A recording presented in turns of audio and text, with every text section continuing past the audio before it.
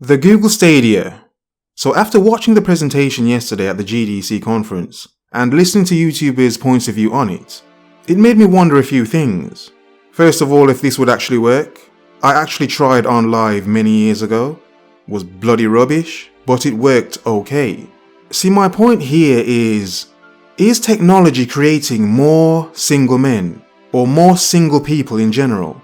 Is technology creating this sort of barrier between men and women? How feminism can be pushed so hard through movies, video games, and the internet in general.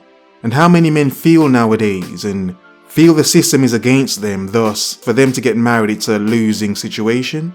So it creates more and more men that want to be single or choose to be single. Even if they actually want a woman, they feel the hazards that come with one, the risks are far too high. So it's a sense of, I had the thought yesterday, the interesting thought of, how many children now that are teenagers playing Fortnite are products of parents that got together through internet dating? And I thought that's a very interesting concept. Yes, a very simple one, I know, it's a very simple and not a very clever one, I know, but the point I'm making is the influence of the internet. How the internet got together to produce the child that has thus grown into a young teenager who is now hooked to Fortnite, another internet product. And seeing how Google revealed this thing yesterday, this online gaming Netflix, that you can play this game within 5 seconds at the click of a button from watching a trailer. I'm old school, I'm console, and I want a new PC. Damn Star Citizen, whatever the hell it is, or will be. But the point is, could this be a new thing that could cause more separation between men and women? What do I mean? Many of us as grown men, we dislike this online gaming streaming Stadia thing. We're not a fan of really streaming games. Many of us are, but many of us dislike it. We prefer consoles. But the point is, understand this. This is not just aimed at us. They are aiming it for the younger generation as well. The Fortnite generation and younger. You see, they are growing up on this. So can you imagine for a second how many young men will then grow up in a world where they can play games anywhere, all the time, so long as they have a decent enough internet connection? Would this cause more future men to have a lack of ability to just communicate with others? Not just women, but other men, face to face?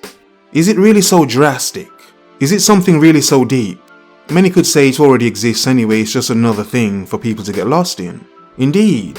And like how 5G is coming out this year as well, all this future gaming will be much easier for many. But the point I'm making is, so many men are addicted to gaming. Having fun with gaming is one thing, but then when it's at a serious level of an addiction where you can't live life, and that this is your life, it's a sense of you have to wonder if this will increase what is going on in many young men already, or would this inspire men to communicate more, even if it is just through an online game? Yes, I understand this video may cause more questions than answers. It's more a wondering and an observation of what is going on. Being the fact that I enjoy games, and I have a son that will soon be 10 years old, it's me observing and watching and seeing what's going on in the world of not only the internet, but how the internet can have an influence and an effect on us as human beings, both good and bad. And I will say this as well, part of the reason I'm making this video is not only because I'm into technology and gaming, and because of the influence I understand this has on many young men, but it's the fact of this thing will take off.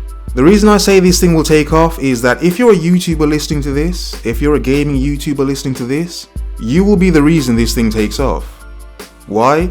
Because YouTube will advertise this alongside your videos. If you have a monetized channel, YouTube is going to advertise this alongside your videos. Also as well, if YouTube unleashes a program that says for every click onto a game that leads to a purchase or however it's going to work, that individual YouTuber will make a percentage of profit off that click or off that purchase or whatever. Come on, really? Many YouTubers will jump on this easily, thus promoting it.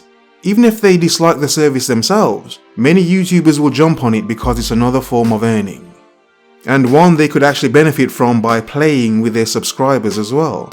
So that is how and why this will be successful anyway. Because for every gaming YouTuber that dislikes this, understand you may end up being someone promoting it. Even if you do not want to. It is Google.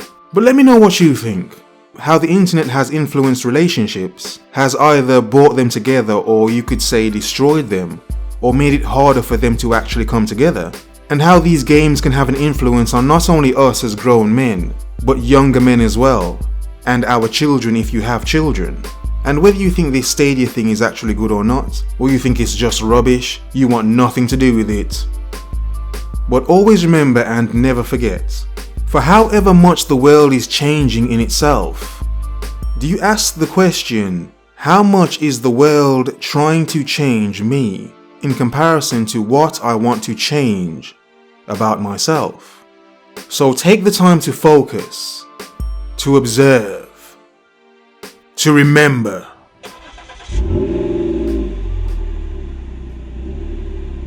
The world is yours. Have a nice day.